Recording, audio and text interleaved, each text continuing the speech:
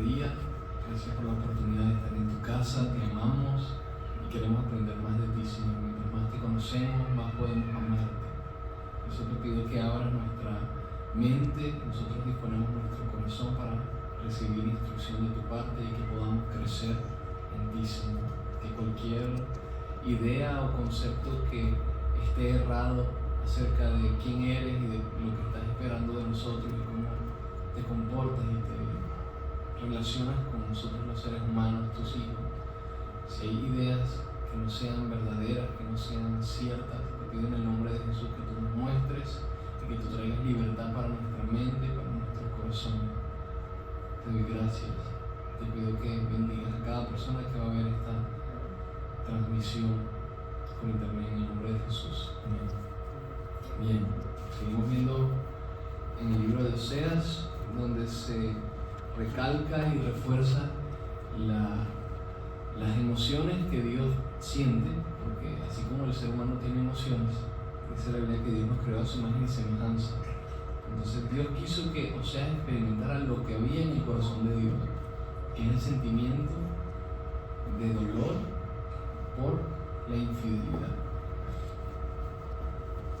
Y termina diciendo, en el capítulo 7, está hablándole acerca de las cosas en las que ellos estaban poniendo su esperanza. Israel estaba poniendo su esperanza en que iban a recibir ayuda de países extranjeros cuando sufrieron invasiones. Ellos tenían alianzas políticas, diplomáticas, y creían que en Egipto les iban a ayudar.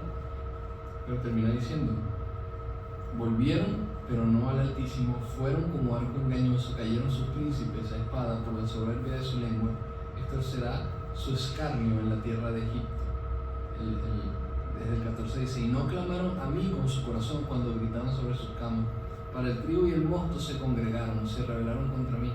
Y aunque yo los enseñé y fortalecí sus brazos contra mí, pensaron mal. Estas son cosas que muchas veces la profecía bíblica habla de eventos como que ya ocurrieron, pero no habían ocurrido en aquel momento. Lo que está diciendo Oseas, está profetizando, está hablando, pero está hablando como alguien que está narrando una historia que ya aconteció. Se dieron cuenta, ahora todos los verbos están en pasado. Volvieron, buscaron, hicieron, todo es pasado, pero no había acontecido en los días de Oseas. Iba a acontecer, y fue lo que ocurrió especialmente con Israel. Fueron conquistados, las tribus del norte fueron conquistados por el imperio asirio, y alrededor de 120 años después, Judá, las tribus del sur, fueron conquistadas por Babilonia. Y no hubo nadie que les salvara, porque llegó el momento del castigo, la consecuencia de todas sus acciones llegó. Y entonces ahí es donde vemos que la profecía es verdad. A veces creemos que tarda, que Dios se olvidó, que dijo algo y no lo va a cumplir, pero no llega así. Solamente que nuestro tiempo no es como el de Dios, y por eso nos cuesta tanto entender. Pero mientras más nos acercamos a Él, más podemos entender los tiempos. Venezuela también experimenta situaciones, juicios de Dios, las personas. Dios obra no solamente con naciones, así como leemos en la Biblia que obró con Israel, sino que también obra en la vida de personas, en la vida de familias y en la vida de naciones. De esa forma, Dios obra y tiene planes. Dios tiene planes contigo, pero al mismo tiempo tiene planes con tu familia, al mismo tiempo tiene planes con tu nación. ¿Se entiende? Y todos tenemos un papel que jugar allí. Todos tenemos un rol.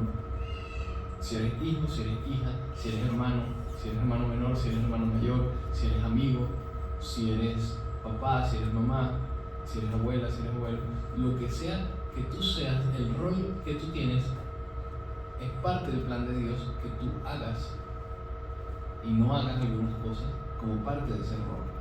Si tú lo entiendes y vives de acuerdo a ello, pues Dios te va a bendecir y te va a hacer prosperar. Y todo lo que está alrededor tuyo va a recibir de esa bendición. Pero si tú vives como si eso no te importara, hay mucha gente que vive que no le importa ser hijo de nadie, o no le importa ser sobrino de nadie, o hermano, y uno dice, ya, yo lo que quiero es casarme y irme a mi casa y hacer mi propio hogar y olvidarme de ese desastre que dejo atrás. Pero Dios, uno de los primeros mandamientos de la ley es amar a nuestros padres, obedecerlos. ¿Por qué? Honrar. ¿Por qué es importante honrar? Bueno, porque Dios nos ha dado una particularidad a cada uno. Yo no toda la vida viví con mis papás, crecí y me independicé.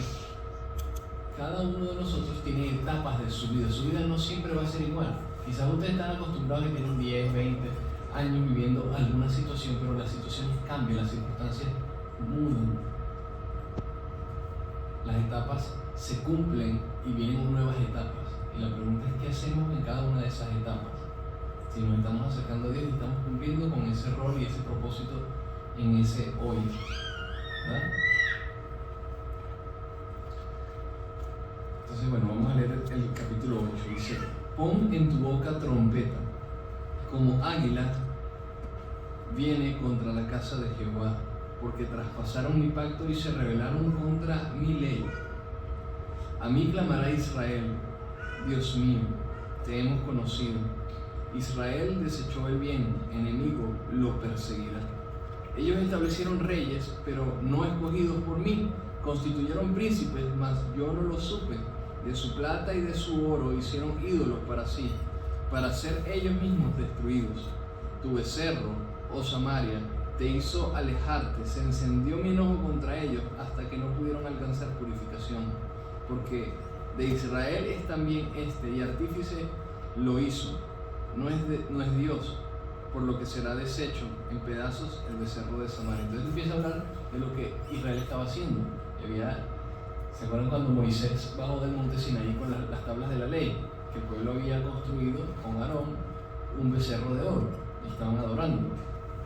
El vino quebró las tablas, mandó a derretir ese oro y a desperdiciarlo, porque fue lo que hicieron, y eso a Dios le desagradó muchísimo. Entonces está hablando de lo que hizo Israel. Estaban creando ídolos. Dice el 7: porque sembraron viento y torbellinos segarán. Esto es como uno de esos dichos populares. Dice: siembra vientos y cosecharás tempestades. ¿Lo han escuchado? Siembra vientos y cosecharás tempestades. ¿Por qué? Porque el viento es, uno puede hacer así y sale una ráfaga de aire. ¿No lo han hecho? Cuando tienen calor, hacen así. El dicho dice: siembra vientos. ¿Qué es lo que tú puedes hacer con tus manos? ¿Puedes hacer una tempestad? No, pero puedes hacer viento. Y si siembras vientos, cosecharás tempestades. Aquí dice: porque sembraron viento y torbellinos segarán. Segarán es cosechar. Segar es cosechar. No tendrán mies. La mies es el fruto del trigo. Si su espiga hará harina, y si le hiciere, extraños la comerán. Ni su espiga hará harina. O sea, cuando cosechen el trigo, si es que llega a dar fruto, no va a ser para que lo disfruten ellos. Dice el 8: devorado será Israel, pronto será entre las naciones como vasija que no se estima, porque ellos subieron a Asiria como asno montés para sí solo. Efraín con salario alquiló amantes. Aunque alquilen entre las naciones, ahora las juntaré, y serán afligidos un poco de tiempo por la carga del rey y de los príncipes. Porque multiplicó Efraín altares para pecar, tuvo altares para pecar. Le escribí las grandezas de mi ley, fueron tenidas por cosa extraña. Entonces está mostrando cuál es la condición del corazón de Israel, que Dios les dio la ley, Dios intentó relacionarse con ellos, guiarlos, pero ellos lo despreciaron e hicieron de Dios un extraño. Aunque decían que lo conocían, en realidad Dios para ellos era un extraño. Y así, lamentablemente, es la vida de muchas personas que se acostumbran a ir a la iglesia, a asistir a reuniones, pareciera que conocen a Dios, pero con su vida te dicen que Dios es un extraño para ellos. Porque no se trata de las apariencias, se trata del ser. Y sabes que tú puedes aparentar muchas cosas, pero lo que tú eres siempre viene a la luz. ¿Cómo es eso? Bueno, yo puedo aparentar que yo no digo grosería. Yo puedo aparentar que yo controlo muy bien mi carácter. Pero la vida me va a poner en situaciones donde yo voy a mostrar lo que hay adentro. Y por más que yo me controle, por más que yo no quiera decir groserías, por más que yo no quiera mentir, si yo estoy lejos de Dios, y lo que estoy viviendo de la apariencia, tarde o temprano se me va a salir, ¿verdad? Y uno dice, se le salió la clase. ¿Qué sucede? Recientemente ocurrió una situación cercana a mí y había unas personas que tengo muchos años conociendo y que de cierta forma eran personas agradables, hasta que ellos sintieron que se estaban metiendo con ellos. No era así, pero sintieron que se estaban metiendo con ellos y su carácter cambió. Y todos los que estábamos allí dijimos, ya va, mira quiénes son en verdad estas personas. Y así lamentablemente ocurre con muchas personas que viven de las apariencias. Tarde o temprano Dios permite que las circunstancias se den idóneamente para que la gente pueda exponer su corazón, qué es lo que realmente hay adentro. Por eso es que nosotros siempre, bueno, con mucha experiencia se lo decimos porque tenemos ya 9 años de casado, pero fuimos un buen tiempo amigos y descubrimos en la amistad el conocernos y saber si podíamos ser una buena amistad, si podíamos ser muy buenos amigos, entonces podíamos el día de mañana pensar en ser novios y casarnos.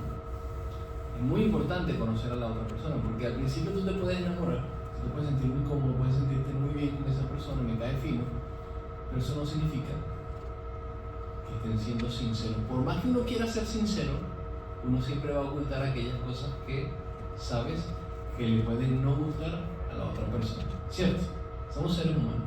Siempre va a haber algo que decimos, no, vergüenza, no me gustaría que supiera esto, no quiero que va a pensar de mí si sabe esto. Pero en la amistad nos damos el tiempo de conocernos, en la buena, en la mala, en los momentos contentos, en los momentos tristes, bajo presión, sin presión, y allí podemos tomar mejores decisiones. Pero si de una vez ya empezamos a empastelar las cosas, a cruzar lazos de manera errada, entonces nos hacemos daño. Y por eso nosotros siempre aconsejamos a los jóvenes, a los adolescentes, que aprovechen mucho. Ninguno recién cumplió los 18 años se va a casar, ¿verdad, Junior? Recién cumplió los 18 años no nos vamos a casar, por más que nos enamoramos. Para casarse hace falta muchas cosas, hay que pensar con la cabeza, no con el corazón. ¿Bien? Uno siente con el corazón, pero no puedes pensar con el corazón, tienes que pensar con la cabeza. Y la cabeza te va a decir, oye, para casarte necesitas tener un lugar donde vivir, necesitas generar unos churupos necesarios. No es que tienes que ser rico, pero tienes que tener lo suficiente para ti y para la otra persona, para brindarle por lo menos, como mínimo, las mismas condiciones que esa mujer tiene en la casa de sus padres, como mínimo. O mejor, siempre es lo recomendado. Y qué importante disfrutar de ese periodo donde nos pudimos conocer. Israel creía que conocía a Dios, creía que le servía, pero Dios le dice, mira, yo soy un extraño para ti, soy un extraño. Y muchas relaciones a veces se sienten así, tienen años conociéndose, incluso sucede hasta en los matrimonios, si la gente no tiene cuidado, porque la cuestión no es solamente casarte y ya, sino que ¿qué ocurre dentro del matrimonio? Pues hay que llevar las cosas de la mejor manera siempre, porque si no, terminan como dos extraños viviendo juntos. Puede suceder, sucede más de lo que debería suceder entre los seres humanos, sucede muy a menudo. Padres que hicieron una vida juntos, tuvieron hijos, los hijos se casaron, se fueron y terminaron dos extraños en su casa. Sucedió en muchas familias. Sus hijos grandes se fueron de la casa y después se volvieron tremendos padres, pero tremendos extraños entre ellos mismos, porque eran muy buenos como equipo para criar, pero dejaron de ser un matrimonio y una pareja feliz. Y eso es importantísimo. No sé por qué estoy hablando de matrimonio y de eso, pero bueno, es una fecha especial para mí. Te dice el 12, dice, le escribí las grandezas de mi ley y fueron tenidas por cosa extraña. En los sacrificios de mis ofrendas sacrificaron carne y comieron. No lo quiso Jehová. Ahora se acordará de su iniquidad y castigará su pecado. Ellos volverán a Egipto. ¿Qué significaba para ellos volver a Egipto? Volver a la esclavitud. ¿Era bonito Egipto? No, no era nada chévere Egipto. Egipto le recordaba a Faraón, le recordaba cómo los maltrataban, cómo los azotaban. Pero aquí Dios le dice: ustedes ofrecían sacrificios, es decir, ustedes cantaban, alababan, aplaudían, venían a la iglesia, hacían muchas cosas para Dios.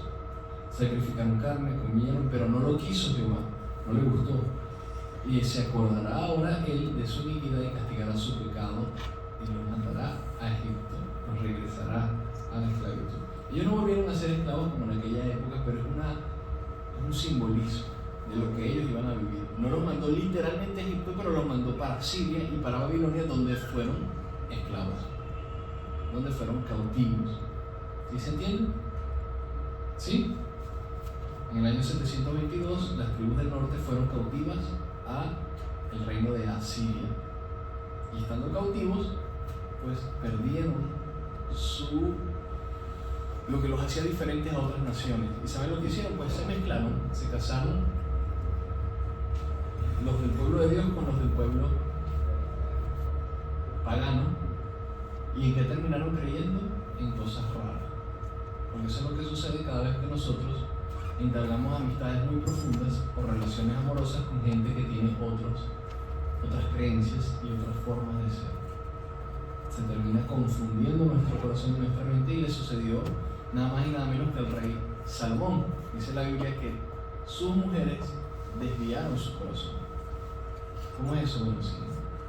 Un rey de Israel, del pueblo de Dios, tuvo tantos amoríos con mujeres extranjeras que tenían dioses paganos, que ellas desviaron su corazón.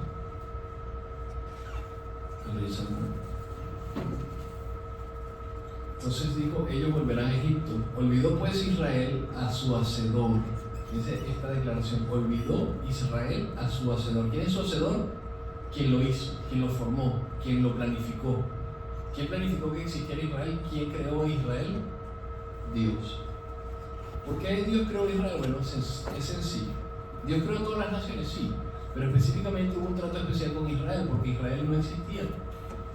Israel, alrededor del año 2000 antes de Cristo, ¿el 2000?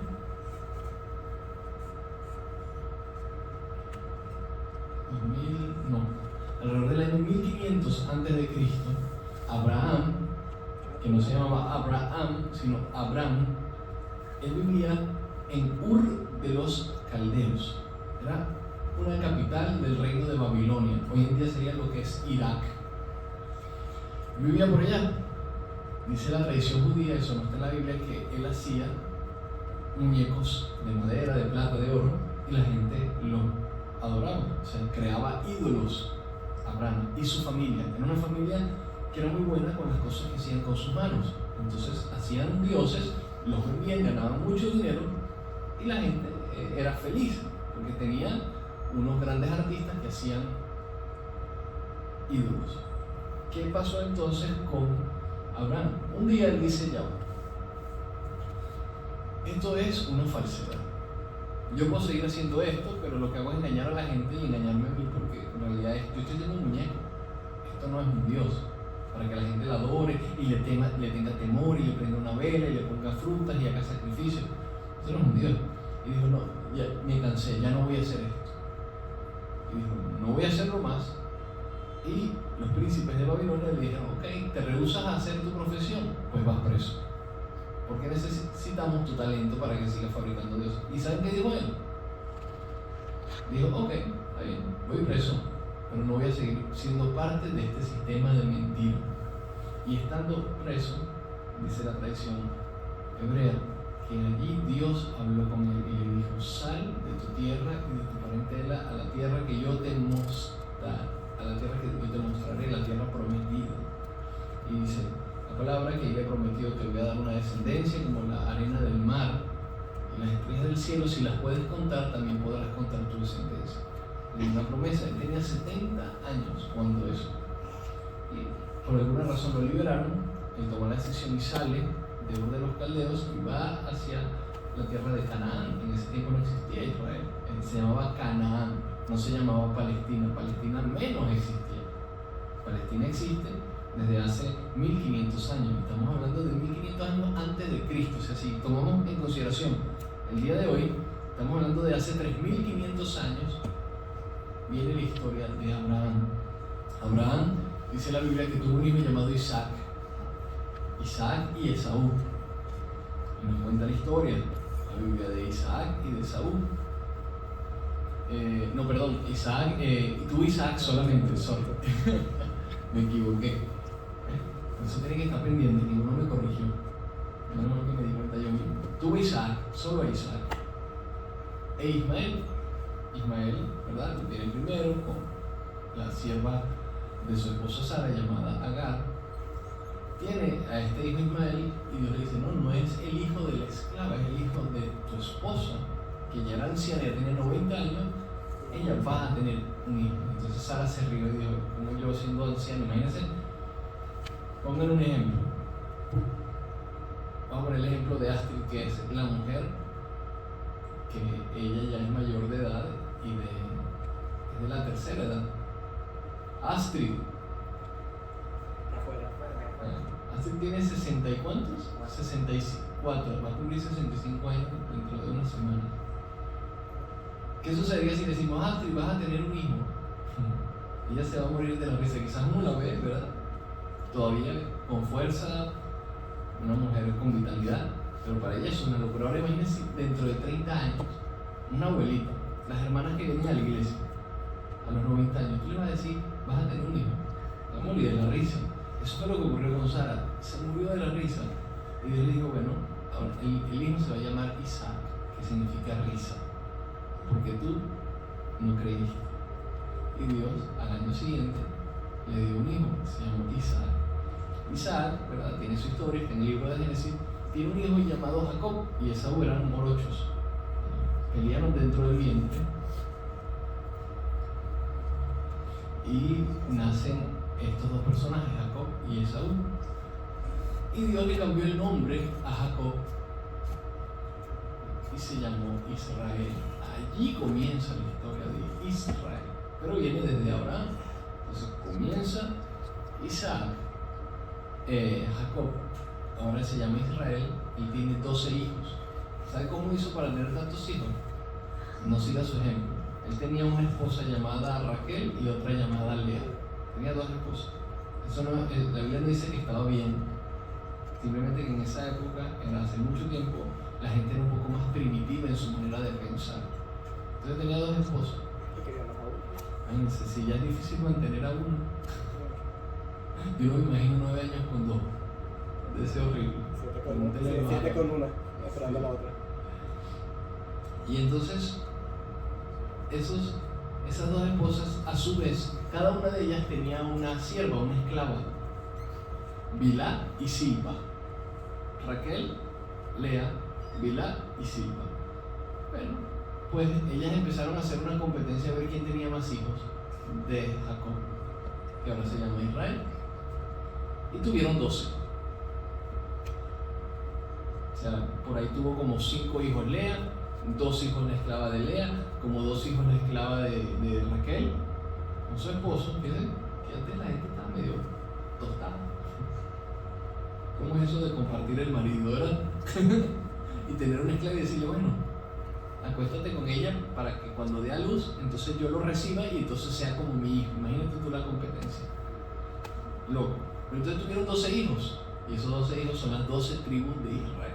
Y ahí comenzó a multiplicarse. Después llegaron a Egipto, fueron esclavos durante un montón de años. En ese tiempo de esclavitud ellos se multiplicaron y se convirtieron en más de 1,5 millones de personas, que después empezó a clamar a Dios y a decir: ¿qué pasó? La historia no puede terminar allí. Nuestro padre Abraham, Isaac y Jacob, tú le hiciste unas promesas, le prometiste una tierra, te conocimos a ti, Dios, que te revelaste a nosotros por medio de Abraham, que es el padre de la fe. Nuestra historia no puede terminar aquí como esclavos de Egipto. Y Dios envía a Moisés para libertarlos y sacarlos a la tierra prometida. Entonces ese es Israel. Entonces, por eso es tan controversial que él diga que Israel es un extraño que Dios y sus mandamientos se han vuelto extraños para ellos. Entonces el 14 dice: olvidó pues Israel a su hacedor. Ese Israel que ya vieron toda la historia, olvidó a Dios. Aunque aparentaban conocerlo y vivir como él quería, hacían sacrificios, hacían cosas, pero estaban totalmente desenfocados. Dice: Israel olvidó a su hacedor, edificó templos, y Judá multiplicó ciudades fortificadas, mas yo meteré fuego en sus ciudades, el cual consumirá sus palacios. Muy bien, habían crecido los palacios, habían hecho ciudades fuertes, ¿verdad? Imponentes, poderosas, pero eso no los iba a salvar del juicio que Dios iba a enviar. Y así sucede con nuestra vida, como en el libro de Jonás. ¿Se acuerdan de Jonás, verdad? ¿Qué ocurrió con Jonás? Se quiso esconder de Dios, quiso huir de Dios. ¿Y sabe lo que hizo? De Dios no se puede huir, de Dios no se puede esconder.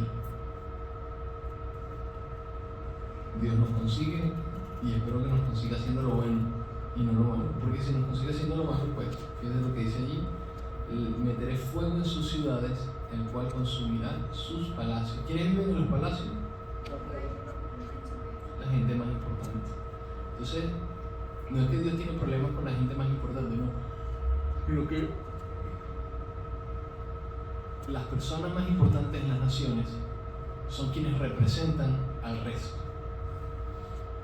Y si ellos están haciendo lo malo, ellos están representando al pueblo y todos sufren, pero quienes tienen más autoridad sufren más. Si hay alguna situación ilegal en la que se ve involucrada una empresa, pues a pesar de que sean 100 trabajadores en esa empresa, los 100 no van presos. Quienes van presos son los que están más alto cargo, los que más van a padecer, porque son los más responsables. Después los de abajo se averigua qué grado de responsabilidad tienen en la corrupción que había dentro de esa empresa o de ese país. Son los altos cargos quienes tienen la facultad de permitir o de prohibir las cosas que se hacen. Entonces, sean ellos los que estén obrando mal o los que permitan que otros obren mal, tienen que rendir cuenta. Y entonces, por eso, de esa forma, Dios habla: las ciudades fortificadas y los palacios serán consumidos. Después de 9 dice: no te alegres, oh Israel, hasta saltar de gozo como los pueblos, pues has fornicado apartándote de tu Dios. Amaste salario de ramera en todas las eras de trigo. La era y el lagar no los mantendrán, ni les fallará el mosto. Las eras eran los lugares donde se sacudía el trigo, donde la gente venía con el fruto, ¿verdad? Habían sembrado el trigo, venían con el fruto, lo trituraban y con eso hacían la harina para poder comer, hacer pan, hacer sus arepas. Y él le dice: donde quiera que estén, dice, amaste salario en todas las eras de trigo. La era y el lagar no los mantendrán. O sea, por más que ustedes tengan mucho fruto, por más que ustedes hagan muchas cosas, eso no será suficiente. Es lo que les está diciendo Dios, porque están bajo juicio. Y les fallará el mosto, dice. La era y el lagar no los mantendrán y les fallará el mosto. ¿Qué significa que les fallará?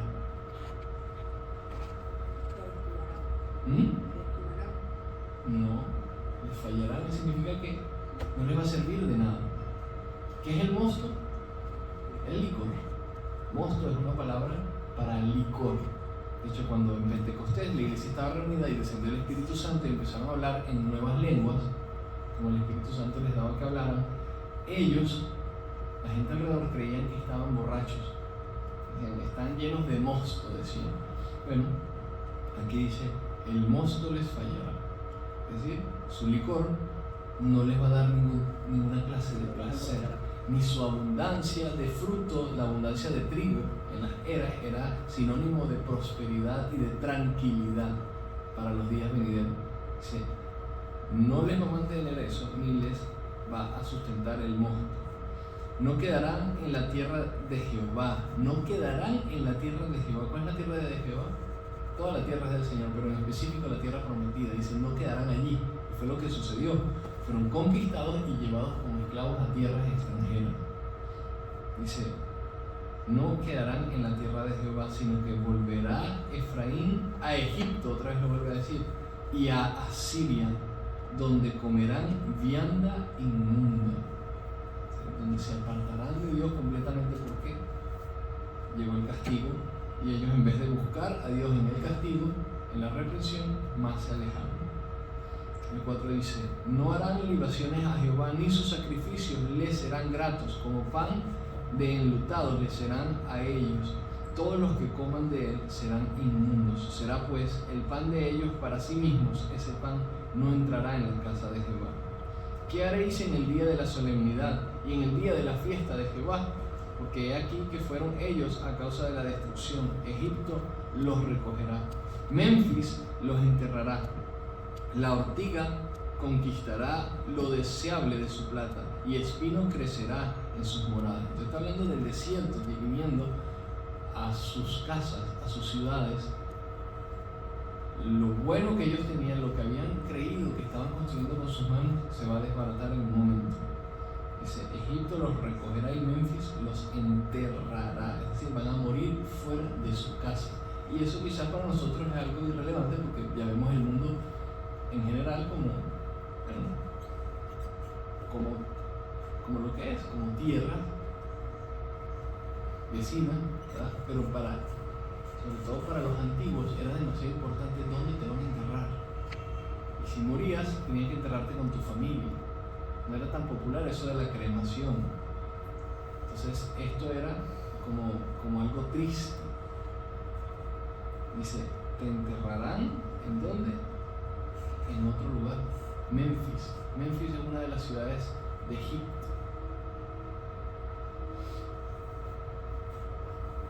Después dice el 7, vinieron los días del castigo, vinieron los días de la retribución. La retribución significa de la recompensa, de la retribución. E Israel lo conocerá.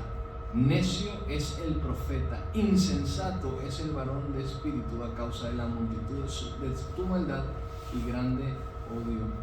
Atalaya es Efraín para con mi Dios. ¿Qué es una atalaya? Es una torre para vigilar, para guardar, para proteger, una torre. ¿Han visto las películas esas antiguas donde habían esas murallas grandísimas y habían torres donde la gente... solía haber arqueros. Sí, arqueros o gente que estaba lista para tocar una trompeta y anunciar que venía una amenaza a la ciudad. Los vigías. Los vigías. Se dice atalaya. Estamos en el 8. Atalaya es Efraín para con mi Dios. El profeta es lazo de cazador a todos sus caminos, odio en la casa de su Dios. Está diciendo, atalaya es Efraín para con mi Dios. ¿Cómo es eso, atalaya? Bueno, en vez de estar allí para proteger de lo malo, o sea, está diciendo, Efraín se ha convertido en alguien que resiste, que más bien cuando ve que viene Dios, anuncia al pueblo para que se protejan en contra de Dios. O sea, tenían completamente cambiados los lentes, y estaba, Dios para ellos era ahora su enemigo. Dice, atalaya es Efraín para con mi Dios. El profeta es lazo de cazador en todos sus caminos. O sea, el profeta, en vez de anunciar lo que Dios quería para que el pueblo se arrepintiera y se acercara a Dios y corrigiera su mal camino, en realidad era un lazo de cazador. ¿Cómo es eso? Para devorar a su presa. ¿Se entiende? El pueblo de Dios dejó de ser pueblo de Dios, y los profetas, que eran los que anunciaban la palabra de Dios, dejaron de anunciarla y estaban más bien llevando al pueblo al hoyo donde iban a ser enterrados. Por eso dice, odio en la casa de su Dios. Llegaron hasta lo más bajo en su corrupción, como en los días de Gabaá. Ahora se acordará de su iniquidad, castigará su pecado. Como uvas en el desierto, allá Israel, como la fruta temprana en la higuera, en su principio vi a vuestros padres. Entonces empieza a relatar, yo vi al principio de Israel como una uva en el desierto. ¿Qué hace una uva en el desierto? Se seca. Se seca, pero si hay una uva en el desierto, tú te estás muriendo de hambre y de sed. No es algo raro y bonito y bueno. Entonces dice la Biblia que Dios vio, es lo que les decía, cuando vio a Abraham es una cultura hebrea, resistiéndose a fabricar ídolos en Ur de los Caldeos, él vio en medio del desierto, que representa, en el desierto que hay muerte, no hay nada vivo en el desierto, todo es muerte, aridez, sequedad, y lo que está vivo está próximo a morirse en el desierto. Entonces él vio en el desierto a Abraham como esa uva, por eso dice a los padres, yo vi a sus padres, dice, como uvas en el desierto hallé a Israel, como la fruta temprana de la higuera en su principio vi a vuestros padres.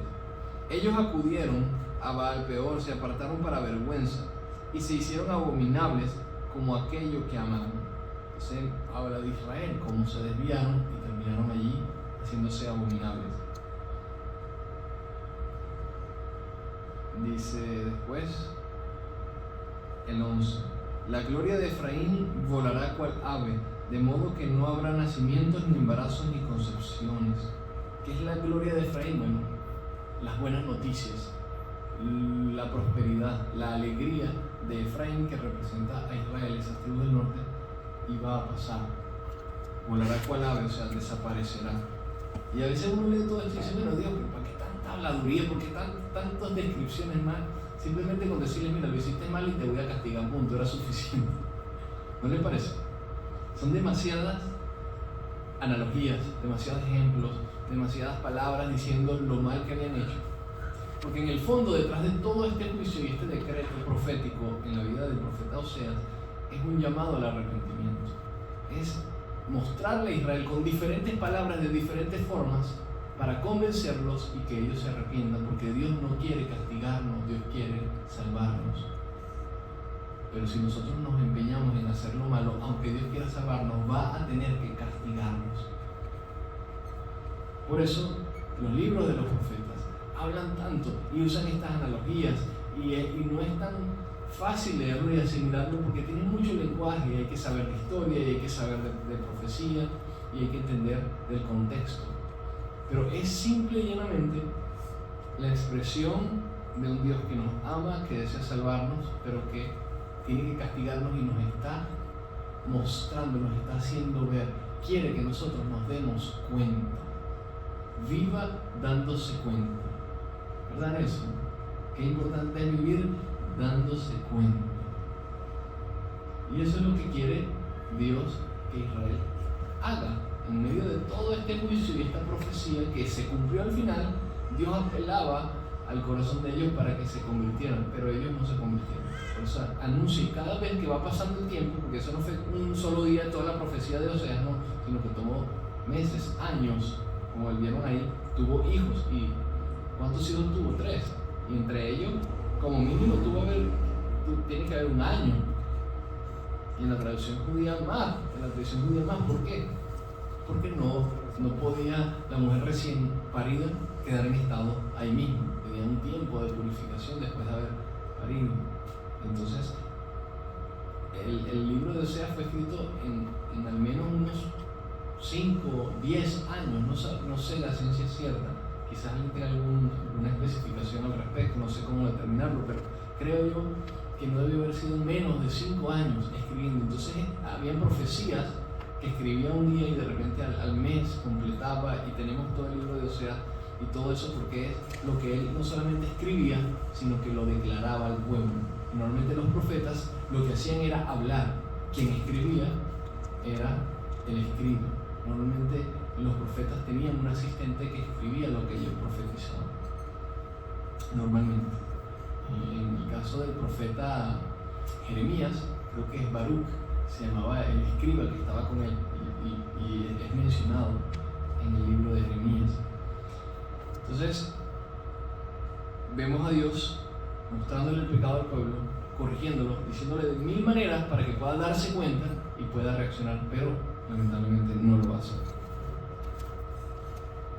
Quizás hubo excepciones, quizás hubo gente que sí se arrepintió, pero algunas personas, y Dios obviamente al que se arrepiente y al que le muestra misericordia y le da una oportunidad, pero no así con el pueblo, porque en su mayoría todos se apartaron.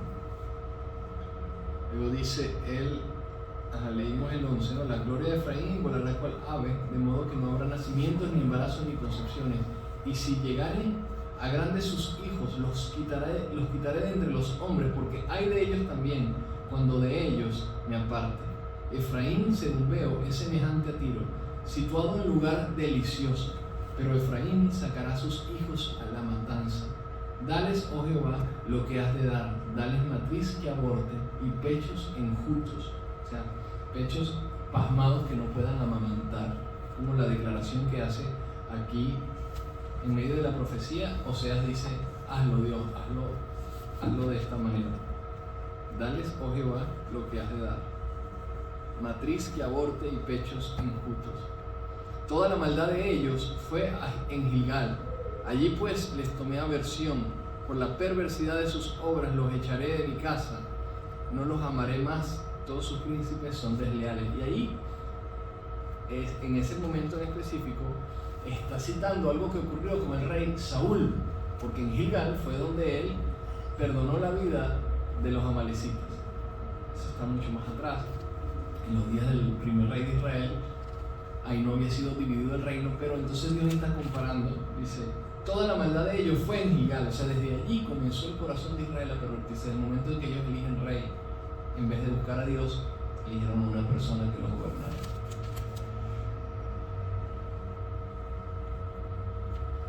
Y fíjense que dice: sus príncipes me son desleales, porque Dios le había dado una orden a Saúl, y Saúl hizo lo que le dio la gana, y por eso Dios lo desechó, aunque después con lágrimas procuró el favor de Dios. El 16 dice: Efraín fue herido, su raíz está seca, no dará más fruto, aunque engendren, yo mataré lo deseable de su vientre. Mi Dios los desechará, porque ellos no oyeron, y andarán errantes entre las naciones. Y así tal cual ocurrió. Fueron conquistados por Asiria, regresan a su territorio ya mezclados con los asirios. Son conocidos en el Nuevo Testamento como los samaritanos. Pero ¿dónde están los samaritanos ahorita? Dispersos entre las naciones. La palabra de Dios se cumplió, Israel no se dio cuenta. Israel quizás se dio cuenta, pero no quiso hacer nada al respecto, y recibió el castigo por su maldad. Implacable la ira de Dios y el castigo sobre la soberbia y los empecinados en hacer lo malo. Como les digo, los malos no son solamente los que se muestran malos, sino los malos que creían que eran cercanos a Dios, pero que Dios dice que son extraños, que no nos conocen. Bien, ¿tienen alguna pregunta? ¿Algún comentario? ¿Qué significa cubrirse en contra de Dios? Cubrirse. En contra de Dios. ¿Y cuándo lo leímos? No se me pareció irse con la atalaya. Con atalaya. Decía, creo que la palabra no era cubrirse en contra de Dios, sino que son atalayas. Atalaya Efraín para mí con Dios, el profeta es lazo cazador con sus caminos, o Dios en la casa de su Dios. ¿Sí? ¿Quieres responderle? No, pero no dice nada de cubrirse. Sí, no es cubrirse, lo dice el verso 8 del capítulo 9, dice: atalaya es Efraín para con mi Dios. En vez de servir a Dios y de anunciar al pueblo la palabra, ellos estaban resistiendo la palabra. Efraín se convirtió en una nación que resistía la palabra de Dios. Y los profetas que estaban en medio de ellos, en vez de guiarlos a Dios, se convirtieron en cazadores, que lo que hacían era más bien enredarlos, enlazarlos y capturar al pueblo de Dios lejos de Dios. En vez de acercarlos, lo alejaban, porque lo que ellos estaban hablando eran puras cosas vanas que ellos mismos inventaban, porque la gente engaña mucho. ¿No has visto por ahí los astrólogos? ¿No has visto por ahí los adivinos?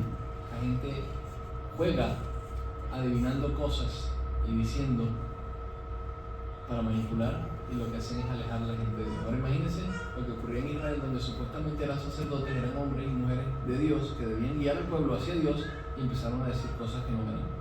Se convirtieron en eso, en atalayas que se oponían a Dios, y en cazadores que lo que hacían era capturar y enlazar al pueblo. Sí, mira, escucha esta versión que es NTV. El profeta es un centinela sobre Israel para mi Dios. Sin embargo, donde quiera que va, le tienden trampas. Hasta en la casa de Dios te enfrenta hostilidad. Es decir, básicamente, el profeta es un centinela sobre Israel para mi Dios. Básicamente el profeta era la persona definida por Dios para dar, ser centinela, era un trabajo que le dio Dios. Pero aquí le está diciendo, mira, sin embargo, donde quiera que va le tienden trampas.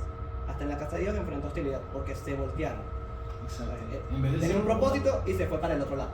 En vez de ser lo que debían ser centinelas de parte de Dios, se convirtieron en gente que hacía caer, que apartaba al pueblo. En vez de acercarlo, lo alejaban cada vez más. Muy buena esa traducción. Sí, Porque aclara, muchas veces Reina Valera te expone las cosas traducidas literalmente, pero como la Biblia fue escrita en el Antiguo Testamento en hebreo, traduciendo al español es complejo. en hebreo, luego en griego. No, en hebreo y después al latín. No, pero- Y el griego, el Nuevo Testamento, al latín. Entonces, todo existía en latín y del latín lo pasaron al español. Se hace complejo, pero creo yo que estamos dando en el clavo con la interpretación de lo que estamos leyendo. ¿Ok? Importante acotación. O sea, igual es interesante que lo utilice a Efraín como nombre representativo de Dios. Para De Israel, digo, Israel. de Israel. Porque Efraín, ¿qué significa? Fructificar, porque el nombre viene de cuando José decía, tu nombre va a ser Efraín porque me fructificaste en la tierra de mis enemigos. No de mis enemigos, como de mi austeridad, no me acuerdo la palabra exacta, pero donde José sufrió la mucho. tierra de mi aflicción. De mi aflicción, exacto. ¿Qué pasa? Efraín es esta representación porque Israel debía ser próspero, debía ser fructífero. ¿Qué sucede? El deseo de ellos era ese. Antiguamente, como que el poder venía de qué? De tu dinero, de tus bienes y de tu descendencia. Israel comete idolatría con Baal, buscando a Baal. Y Baal era, para todas esas otras culturas, un dios de sexual, de prosperidad, de abundancia, principalmente a nivel sexual, a nivel de descendencia, de reproducción. Y vemos a lo largo como que mira, tú debías ser fructificado por el Dios de Israel, tú te volteaste, te volviste enemigo incluso de la misma gente con la que tú vives, que debe servir a Dios, y al final, en los últimos versículos, es cuando ataca y dice, bueno, ustedes, voy a quitar su capacidad de amamantar, de tener hijos y de multiplicarse. Todo lo que sea bueno del vientre te lo voy a quitar, porque no debes depender de mí, no debes depender de Baal, no debes depender de otros dioses, sino de mí. Así es. Bueno, vamos a orar. Vamos a cerrar este tiempo orando. Señor, te doy gracias por esta tarde. Bendecimos, te honramos a ti, Señor, y te damos gracias porque podemos leer tu palabra, entenderla. Pido que hables a nuestra vida y que nos muestres en qué lugar estamos contigo. No queremos resistir tu palabra, no queremos resistir tus planes para nosotros. Por eso te pedimos que nos guíes, que nos rescates de hacer las cosas a nuestra manera, de vivir en la vanidad de este mundo y de perder el tiempo, Señor. Ayúdanos a darte lo que te mereces y entregarte nuestros mejores años para servirte y honrar tu nombre, Señor. Te damos gracias, te pedimos que nos lleves con bien y paz, donde quiera que vayamos, en el nombre de Jesús.